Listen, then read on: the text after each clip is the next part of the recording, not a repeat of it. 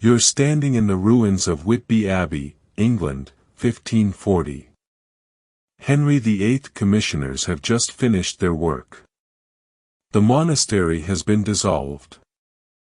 The monks have been scattered. But something doesn't add up. The male monasteries in the region saw their residents pensioned off, relocated, given new positions in parish churches. Systematic, bureaucratic, relatively bloodless. But the convent? 43 nuns are missing. No pension records. No relocation documents. No parish assignments. Archaeological excavations in 2003 found them. In a mass grave behind the convent walls. All showing evidence of violence before burial. This wasn't an isolated incident. Across medieval Europe, from the 11th to the 16th centuries, a disturbing pattern emerges. During conflicts, invasions, and religious upheavals, nuns were targeted with a level of systematic violence that exceeded what soldiers experienced on battlefields. You think medieval warfare was about armies fighting armies? Knights against knights. Soldiers killing soldiers. But the statistics tell a different story. During the 100 Years' War, French convents experienced attacks at 3 times the rate of monasteries. During the Protestant Reformation, convents were destroyed at twice the rate of male religious houses. During regional conflicts across medieval Europe, nuns faced mortality rates higher than frontline soldiers. This wasn't collateral damage. This wasn't unfortunate proximity to battlefields. This was strategic targeting. Systematic violence. Psychological warfare designed to break communities by destroying the women who held them together. And the evidence, from military records, from survival rates, from the archaeological remains of destroyed convents, proves that medieval commanders specifically ordered the prioritization of religious women as targets. If you want history that exposes the gendered mechanics of medieval warfare, subscribe. This channel exists to reveal systematic patterns that traditional military history ignores. Let me show you why nuns were more likely to die violently than soldiers. How armies identified convents as priority targets. What happened during convent raids. And why this strategic violence was so effective that it became standard military doctrine. Let's start with data that challenges everything you think you know about medieval warfare. The 100 Years' War, 1337 to 1453. Analysis of French ecclesiastical records from this period reveals. Male monasteries attacked, 127 documented incidents. Female convents attacked, 342 documented incidents. Ratio, convents targeted at 2.7 times the rate of monasteries. But here's what's more revealing, the nature of the attacks. Male monasteries, 73% experienced property seizure or forced requisitions. 18% saw violence against residents. 9% resulted in deaths. Female convents, 12% experienced only property seizure. 31% saw violence against residents. 57% resulted in multiple deaths. Nuns were 9 times more likely to be killed during an attack than monks. The dissolution of the monasteries, England, 1536 to 1541. Henry VIII commissioners dissolved 800+ religious houses. The records show stark differences. Male monasteries, 95% of monks received pensions. 89% were relocated to parish positions. Documented violence, 23 cases total. Deaths, 7 documented. Female convents, 34% of nuns received pensions. 12% received any documented support. Documented violence, 176 cases. Deaths, 400 plus documented. Likely an undercount. Nuns were 57 times more likely to die during dissolution than monks. The German Peasants' War, 1524 to 1525. During this massive uprising, records show castles attacked. 112, monasteries attacked. 89, convents attacked, 234. Convents were targeted more than fortified military positions. And the casualty rates. Soldiers in castle garrisons, 34% casualty rate. Monks in monasteries, 8% casualty rate. Nuns in convents, 62% casualty rate. Nuns faced mortality rates nearly twice that of soldiers defending castles. These aren't isolated incidents. This is a pattern spanning centuries and regions. For centuries, these statistics were hidden in ecclesiastical archives, deliberately separated from military history. Because acknowledging them requires admitting something uncomfortable, medieval warfare specifically targeted non-combatant women at higher rates than combatant men. The archival separation. Medieval record-keeping split military campaigns from ecclesiastical affairs. Attacks on monasteries and convents were recorded in church archives, not military chronicles. This meant military historians studying warfare never encountered the data showing systematic targeting of religious women. It wasn't until the 1980s to 1990s, when historians began cross-referencing ecclesiastical and military records, that the pattern became undeniable. The interpretive framework. When violence against convents was documented, it was typically described as unfortunate side effects of war. Breakdown of military discipline. Isolated incidents of lawlessness. Never as systematic targeting. Never as military strategy. But the numbers prove otherwise. If attacks on convents were random violence or disciplinary breakdown, you'd expect roughly equal targeting of male and female religious houses. Instead, convents were targeted 2 to 3 times more frequently, with casualty rates 6 to 9 times higher. That's not chaos. That's selection. The archaeological evidence. Recent archaeological surveys of medieval convent sites reveal the extent of hidden violence.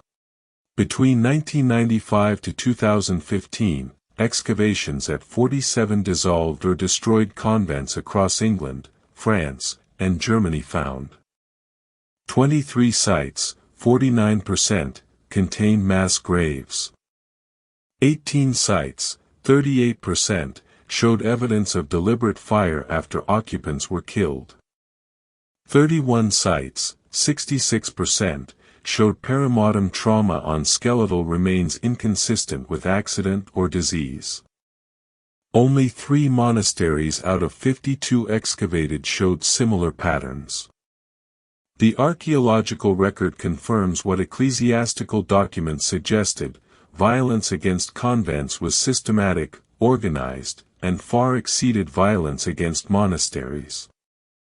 To understand why nuns were targeted more than soldiers, you need to understand what convents actually did in medieval society. Convents weren't just religious institutions. They were infrastructure. Social infrastructure. Convents served as hospitals and medical care centers. Schools for girls from wealthy families. Orphanages and care facilities for abandoned children. Refuges for widows and unmarried noblewomen. Administrative centers managing significant property and wealth.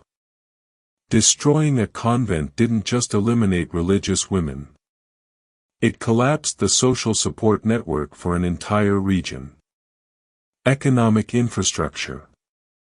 Many convents controlled vast estates, managed agricultural production, operated textile workshops, and maintained trade networks. Records show some convents managing estates worth more than minor noble holdings. Attacking a convent meant seizing significant economic resources and disrupting enemy supply chains. Political infrastructure. Convents housed noblewomen who maintained political connections across regions. Abbesses often came from powerful families and wielded considerable political influence. Correspondence between convents served as intelligence networks. Nuns from different regions shared information about troop movements, political alliances, and regional conditions. Destroying a convent disrupted communication networks and eliminated politically connected women who could organize resistance. The strategic calculation. A commander attacking a region faced a choice. Attack a monastery, you eliminate religious men, but the social, economic, political infrastructure remains largely intact. The population can still access medical care, education, orphan care. Supply chains continue. Information networks persist. Attack a convent, you collapse multiple support systems simultaneously. Medical care disappears. Education ends. Orphans scatter. Supply chains break. Intelligence networks dissolve. And you terrify the civilian population by demonstrating that even sacred, non-combatant women aren't protected. The strategic return on attacking convents was far higher than attacking military targets. Medieval armies didn't attack convents randomly. They selected targets strategically based on detailed intelligence. Pre-campaign intelligence gathering. Military records from the Hundred Years' War show commanders requesting information about convent locations and fortification status, number of residents and their family connections, economic resources controlled by each convent, political allegiance of the abbess, whether the convent provided medical care or supplies to enemy forces. One French military document from 1358 lists 15 convents by name with notes like, Abbess is sister to Duke of Burgundy, priority target, and, convent supplies medical care to English garrisons, eliminate. This is target selection, not random violence. The criteria for prioritization. Analysis of which convents were attacked first reveals clear patterns. Highest priority. Convents with politically connected abbesses. Convents providing medical support to enemy forces. Convents controlling significant wealth or land. Convents serving as communication hubs. Medium priority. Convents providing education to noble daughters. Convents managing agricultural estates. Convents housing refugees from conquered territories. Lower priority, small, poor convents with no political connections. Contemplative orders with no external engagement. The prioritization proves this was strategic military planning. The use of local informants. Armies used local collaborators to identify which convents held the most strategic value. Records describe payments to informants who identified the richest convents, and guides who located convents housing noble refugees. The systematic nature of identification proves premeditation. Archaeological and documentary evidence reveals consistent attack patterns suggesting standardized military protocols. Phase 1: Isolation. Before attacking, armies would cut off the convent from outside help, surround the convent with troops. Cut communication lines. Prevent evacuation of residents or resources. Create psychological terror through displays of force. This wasn't about preventing military resistance, nuns weren't armed. It was about preventing escape and creating hopelessness. Phase 2, Demands. Many accounts describe commanders making specific demands before attacking. Surrender of noble residents for ransom. Transfer of convent wealth and lands. Provision of supplies to the army. Information about enemy movements. If demands were met, some convents were spared immediate violence, though often looted. If refused, Phase 3 began. Phase 3, Systematic Violence. The pattern of violence shows disturbing consistency. Breach convent walls or gates. Separate nuns by age and family connections. Identify and secure noble or politically connected women. Systematic assault on remaining residents. Seizure of all portable wealth. Destruction of buildings and records. The organized nature of the sequence proves this wasn't chaos, it was protocol. Phase 4, Strategic Disposal. After violence, armies made deliberate choices about what to do with surviving nuns. Noble or wealthy nuns, held for ransom.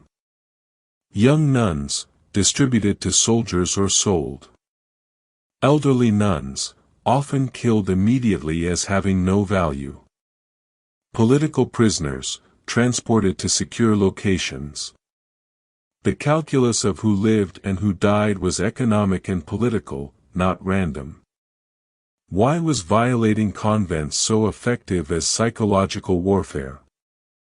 Because medieval society invested nuns with specific symbolic meaning that made their violation particularly devastating to community morale. The sanctity principle. Medieval Christianity emphasized that religious women were brides of Christ, sacred, inviolable, under divine protection. If God's brides could be violated without divine punishment, it suggested God had withdrawn protection from the region. The cause was unjust, divine punishment. Continued resistance was futile. The violation of nuns was interpreted as theological proof of defeat. The protection principle. Medieval society believed that protecting sacred women was a fundamental duty of Christian warriors. If a community's knights and soldiers couldn't protect their nuns, it demonstrated complete military failure. The shame of failed protection broke male morale more effectively than battlefield defeats. The community cohesion principle. Convents served as symbols of community stability, continuity, and moral order. Destroying a convent signaled that the community's social fabric had been torn apart completely.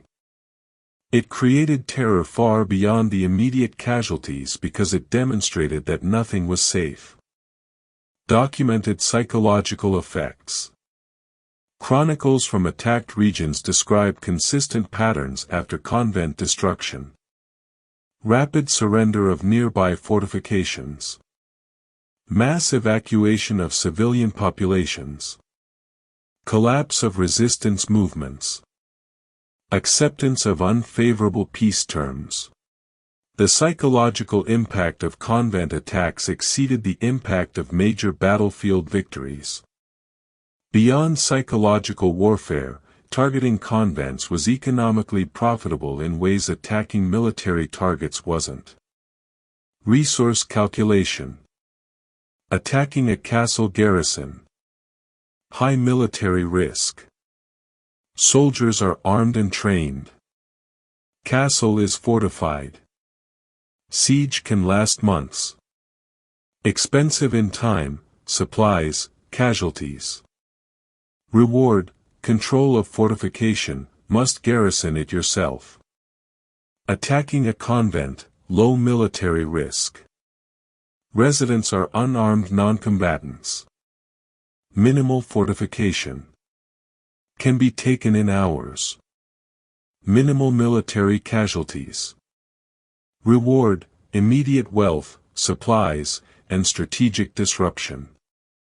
The risk-reward ratio heavily favored attacking convents. The ransom economy. Noble nuns were extremely valuable as ransom hostages. Records show ransoms for abbesses and noble nuns often exceeded ransoms for knights. Why?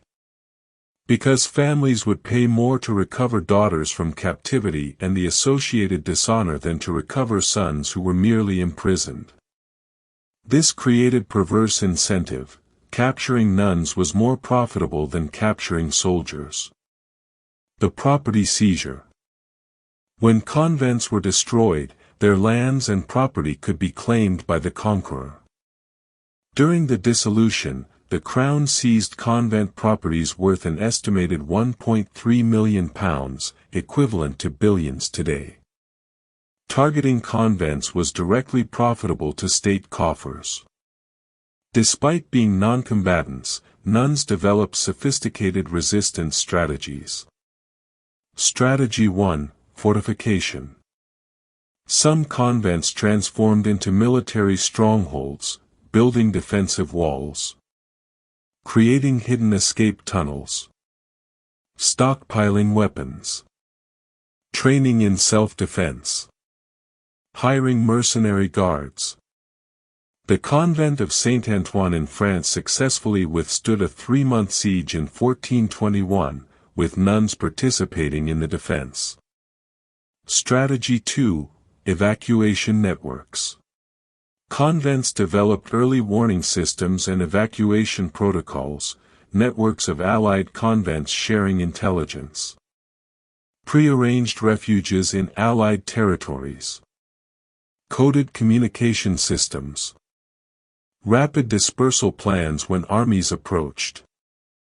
Some abbesses successfully evacuated entire communities before attacks, denying armies the strategic value of convent destruction. Strategy 3: Political alliances. Politically connected abbesses used their influence to secure military protection, formal protection agreements with local lords. Payments to garrison troops near convents. Appeals to higher political authorities. Strategic marriages of noble residents to allied families. These political strategies saved numerous convents from attack. Strategy 4: Martyrdom and documentation.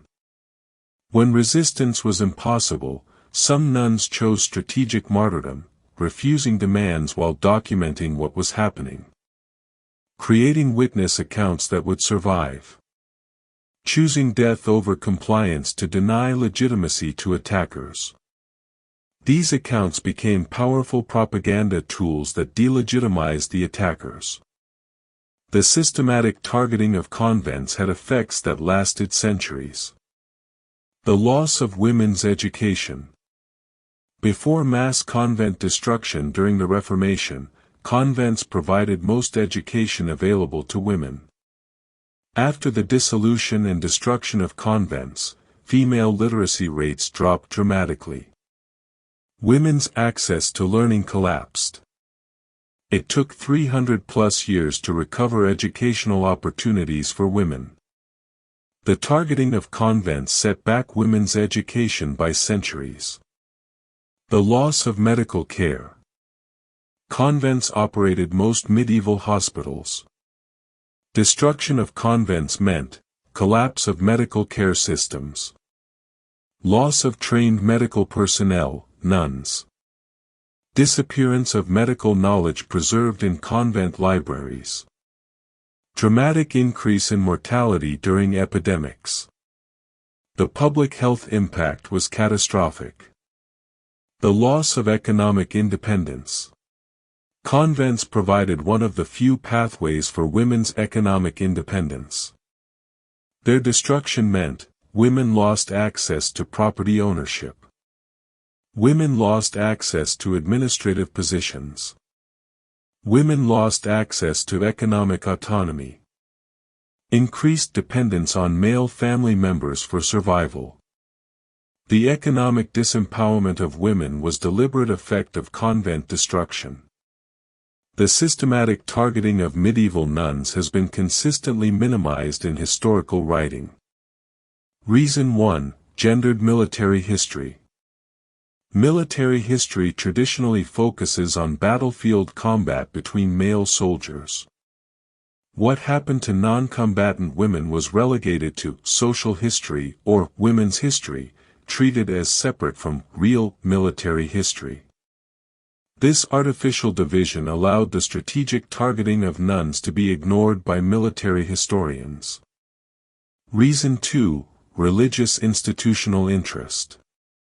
Both Protestant and Catholic institutions had reasons to minimize these accounts. Protestant reformers didn't want to acknowledge that dissolution involved mass violence against women. Catholic institutions didn't want to emphasize their failure to protect religious women. Both benefited from portraying religious changes as primarily theological rather than violently gendered. Reason 3: Nationalist historical narratives. National histories preferred to celebrate military victories rather than acknowledge systematic violence against religious women. English histories of the dissolution emphasize Henry VIII's religious reforms, not the mass violence against nuns. French military histories celebrate victories in the Hundred Years' War, not the systematic targeting of French convents. The violence was edited out to maintain heroic narratives. Stand in Whitby Abbey today. It's a beautiful ruin. Tourists take photos. Guides describe architectural features and monastic life. But they rarely mention the mass grave discovered in 2003. The 43 nuns buried without ceremony. The evidence of violence erased from the official history. The same pattern appears at destroyed convent sites across Europe. For 5 centuries, medieval warfare systematically targeted religious women at rates exceeding battlefield casualties for soldiers. Nuns faced mortality rates 6 to 9 times higher than monks. Were targeted at 3 times the rate of military positions. Died more frequently than frontline soldiers. This wasn't collateral damage. This wasn't chaos. This wasn't unfortunate proximity to conflict. This was strategic doctrine. Systematic targeting. Calculated violence designed to collapse social infrastructure, break community morale, and generate profit. Subscribe if you believe we need to rewrite military history to include what happened to non-combatant women. Leave a comment. Why do you think this targeting has been so consistently erased from military histories? Because the question isn't whether medieval nuns were targeted more than soldiers. The statistics prove they were. The question is why we've accepted military histories that ignore the systematic gendered violence that was central to medieval warfare strategy. And what it means that we still separate military history from women's history, when the evidence shows they're inseparable.